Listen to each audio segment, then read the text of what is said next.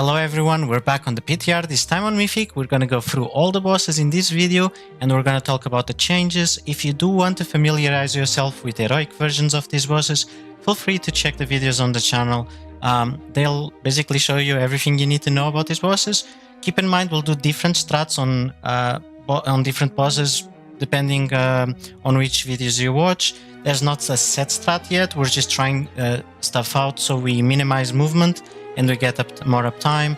Also, we can solve mechanics quicker and easier. So that's why our kills might look different than other kills, or our pulls rather might look different than other pulls. But starting with the first boss here on Mythic, you can see how when you kill a bike, it spawns this like individual circle. You have to soak those, and once you soak, you get the debuff, and you will not be able to soak another one for like 1 minute. If you don't soak, it deals damage to the raid and it spawns an oil. And you can see here the bike is 0 out of 2. So once you soak, you grab the oil that you just soaked and you deposit it on the bike. All you have to do is like walk into it, and yeah, it's gonna be then 1 out of 2. And once it's 2 out of 2, it gets full, and then you can drive the bike into the boss. So basically, yeah, just soak the oil and take the oil to the bikes and then drop the bikes on the boss.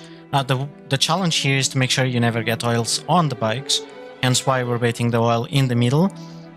We're also burning the oil in the middle and the tank oil there, and this allows us to be on star, baiting all the bikes to the right, and so they are all stacked up, and we can also just kill them, and as soon as we kill them we can throw them into the boss.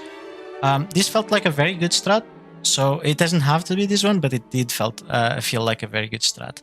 Moving on to intermission here, if I speed up, there is a new Mythic ad, and that Mythic ad will not allow any other ads within its range to basically get CC'd or stunned or whatever. We want these ads to come in, so with Lust we kill them and stops and whatnot. But this Mythic ad over here, as you can see, has a big radius. Anyone that is any ad that is inside this big circle, they can't get CC'd.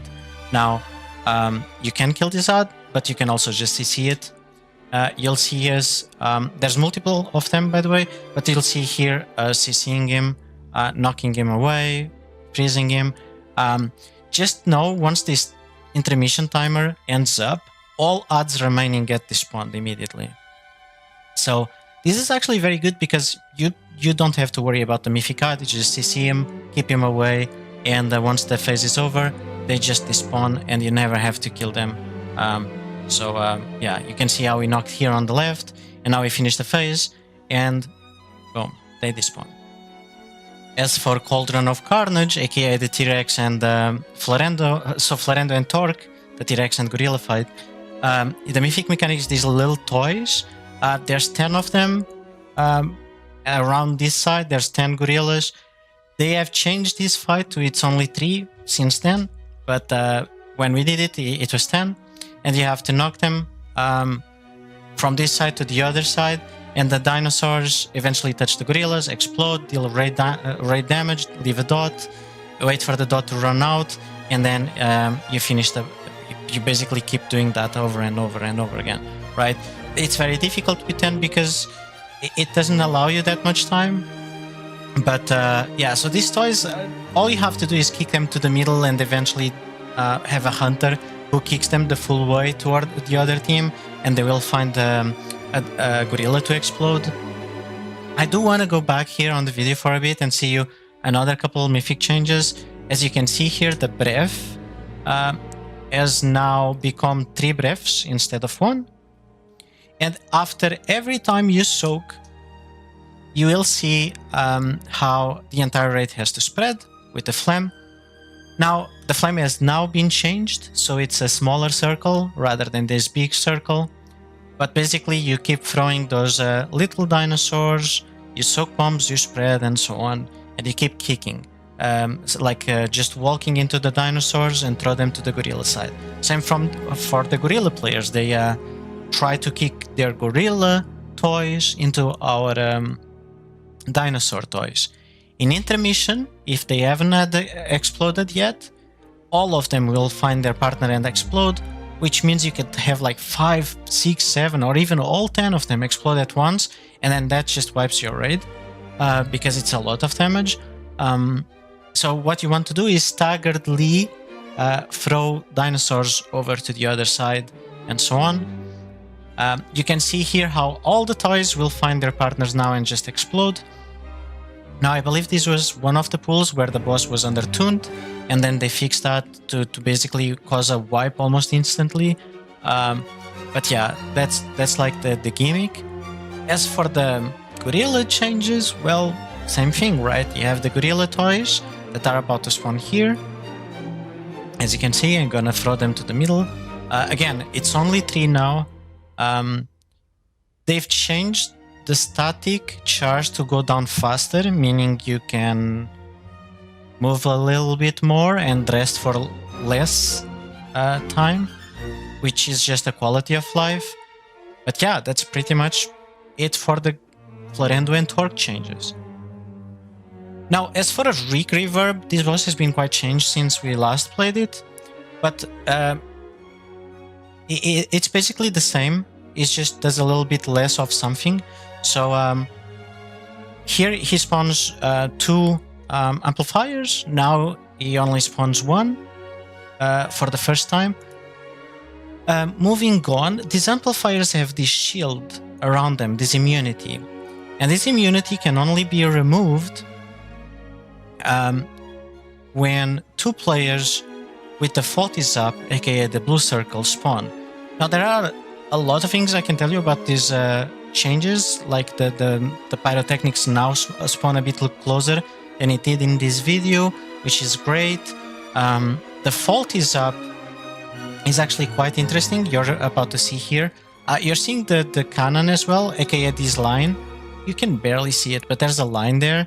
In Mythic, you have to soak that line, and any person below 75% HP after the hit basically gets MC'd. What we're gonna do here with the fault is ups. So again, this was not working, and we could drain the amplifiers with the immunity, but that's not meant to be like that. But the fault is up. Here you can see any 2 players that touch each other under this zone, they basically do a little explosion, and they remove the thing, right? Just like that. And now you should be able to drain it. So in a way that is kind of like Ovinax, but not really. And that's basically the changes for Rik Reverb. It's like literally the beam, and just the fact there's a barrier on these amplifiers. Right, so I know I haven't made a video on Stix because we didn't test it on Heroic, but the boss, any guide that you see, it's going to be very intuitive to understand this boss, honestly. It's just very messy, but it is somewhat intuitive. The running over the garbage is just like a unique gimmick, and once you get to do it like once or twice, you'll see again, very intuitive. The changes on this boss is basically, there's like these adds, these pylons here, and they just basically nuke the shit out of specific people, meaning your target healing needs to be on point, and it's going to be really difficult. On top of that, the typical scrap masters, they do this cast here called the Recycler, and you literally have like 10 seconds for the guys with the balls to get to grab like medium size really fast and then roll over. It's the only way you stop this cast. If you don't stop this cast by rolling over the ad and collecting it, then what's gonna happen is their player, or in this case these guys targeting Flame here, Flame Evoker, what's gonna happen is that they're just gonna kill him. One shot, and there's no counterplay to that, is literally they're dead. As you can see, players here dying because they were targeted by the Recycler. So our ball players need to now pick up the ads really fast. Well, they need to get medium size and then pick up the ads really fast, and only then we can actually play the fight. As for the heal check, well, it's target healing more than anything, to be honest, because those pylons, electric pylons, hit really hard. Now, as for Locknstock, the fight is just phenomenal. There is a small thing about the RNG, but the fight is entirely scripted, which means you can replicate what you're doing almost every single pull. Now, the boss starts with a polarizing generator, and you can see some people are being targeted by red rays, like so, and some other people are being targeted by blue rays. Now, if I were to draw the conveyor belts here,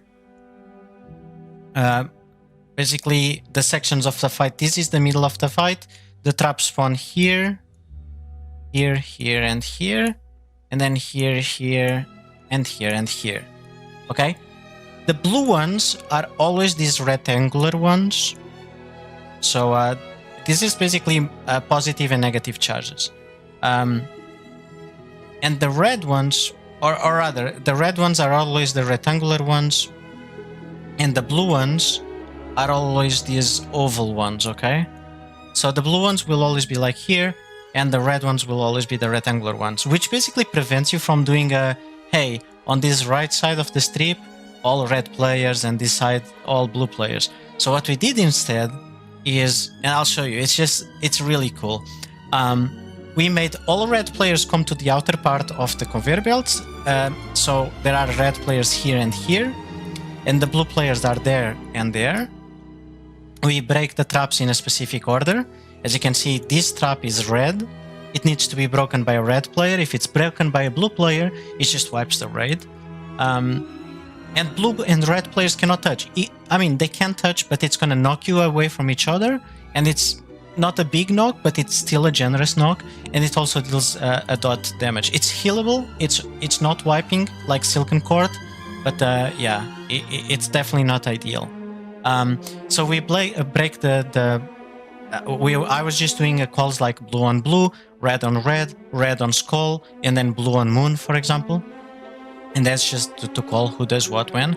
Now, when these beams appear, is a signal for our red players to get to the red marker, because they're eventually going to use this conveyor belt to get to the next zone. So what's going to happen here is the blue players are going to move to the next section of the fight, and they're going to move through the middle conveyor belt, so they don't get the electric. And the blue traps now are going to spawn here, meaning they can break it immediately without problems, because all red players are on the outside conveyor belts, and they are just going to make their way to their red area. Now they're on the outer part of the red area. I think this is just so fucking cool. Like, it's such a good fight. And basically you repeat this, right? Now we're doing calling who does what when. Danner here already had the debuff from breaking a trap, so that's why he died. This deals a lot of damage, by the way. It's a hard to heal fight for sure. And these rockets in Mythic, they really will punish you.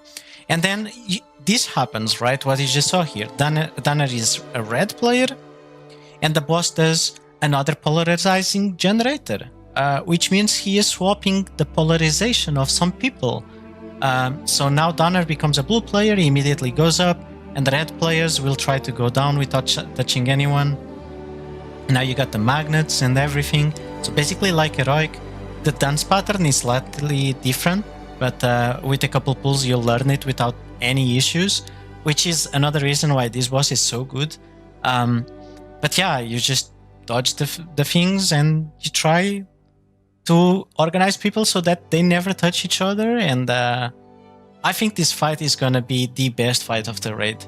Obviously we don't know what Galawix is gonna be like, but from what I've seen, this is definitely my favorite so far. As for the One-Armed Bandit, I think this is one of those bosses that had potential, and when came the Mythic version, they just lost basically any potential they had.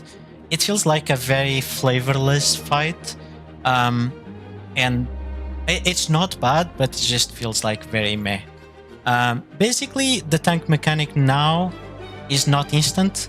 It gives you a pre-circle of where it's going to be. It also does that on a random player. So both the tank and another player need to get to the edge every time the tank does a tank buster. It's just a way of making other players play the tank mechanic as well. You can see it here, big hit on a tank and again on a player that needs to move out. So he actually doesn't, that's why we get the poop in the middle. We started putting gateways here so they can just move outside, it's whatever. Now, these assistants, and this is the other change, these assistants, they have an immunity shield beyond 20%. So you can actually bring them to 20%, but you just can't kill them. Unless you grab those coins that were thrown at you, and you make the coin go through the immunity guys. Now, there's only 2 coins, so you need to choose the two guys you want to kill. And then after you do that and you deposit the coin, there's gonna be 1 more coin that comes up, allowing you to clean up the last guy. So let's say you want to do this guy and this guy. We're gonna send a coin like this for this guy, and then we're gonna grab another coin from there to this guy, and that's how you allow it to kill. Now this guy is gonna be on 19% or like 20%. You're gonna wait for 1 more coin to be thrown, and then you send it to that guy, and you finish killing that guy. That's literally the Mythic changes. A very flavorless fight, if I'm being honest. And you can see here the coin going to the guy, allowing us to kill him. As for Mugsy, I don't think I can share a lot of stuff here. It is a very difficult fight, and almost no one that I was watching at least was able to see much of the fight. It has gotten quite a few rework since, but the concept is still the same. You spawn these mines that you CC, and then only these mines allow you to break the gowls from the other side.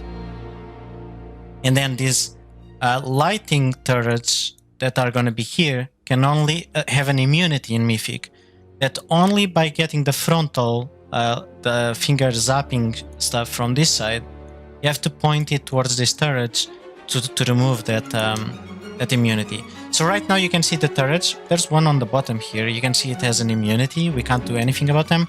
We just start the fight. And sorry, I don't know why it's pixelizing, but okay. So you gateway, you see the odds here. And what we're gonna do now is we're gonna do the big soak. Yads are slowed and CC'd. We are gonna move now to the other side. Gonna wait a bit, and then we're gonna swap sides to the other side. Yeah, so here we get the call, go to the other side, as the boss is shooting that, and now we are on this phase. He does the little ramping stuff. We keep controlling the ads if we can. Now we do the gowls. Just a heads up, like these gowls can still be broken by the ice lancets, which on the dungeon journal says it shouldn't be, but this is where we kinda wipe. Once the mines start exploding, we need to soak, and the soaking feels very hard. Now, I will say this though, the boss has been somewhat changed so that the tuning from the shockers are lower, it's less mines than this amount of mines, it's like 4 of them now, and once you break a mine, and by the way, once you walked into the mine, it used to be a one-shot, now you can just walk into them. And once you explode a mine, they put like 3 soaks rather than like 7 or 8 soaks or some crazy shit we used to have. And then, yeah, I think this entire fight just looks very messy, but I think what's gonna happen is you're gonna learn one overlap and then repeat it until 40%, and then you need to learn the entire fight. I think the hard part of this fight is gonna be learning the overlap of mechanics, like the sequence of mechanics. And then once you do an entire loop, you can replicate it very easily towards 40%. It's just damage ramping up. And then the final part of the fight is gonna be like a dance that, again, you have to replicate it. I know this boss looks extremely difficult and scary right now, but in live it could just be that you take forever to learn the beginning of the fight, and then everything is repeatable and suddenly the boss dies very fast. So You could potentially take like 150 pulls to learn this boss, like the first 2 minutes of this boss, but then you can kill it in the next 50 pulls, for example, so making 200 pulls total. I know it sounds crazy, but this does give the type of vibe that this boss is kind of like that. And then there's Gallowix, and who knows how that's going to be. I've had her done like run through Gallowix a little bit, and it looks very crazy, messy, chaotic. It looks like it's going to be a fun fight. But that's pretty much all I have to show you for all of the Mythic bosses in Liberation of Undermine. One of the best raids in a while, dare I say. I'm just sad that only one boss seems very exceptional, and that's Locknstock, and the other ones are still not living to their maximum full potential, I feel like. But yeah, that's it. I'm gonna dip now, and take care. Bye bye.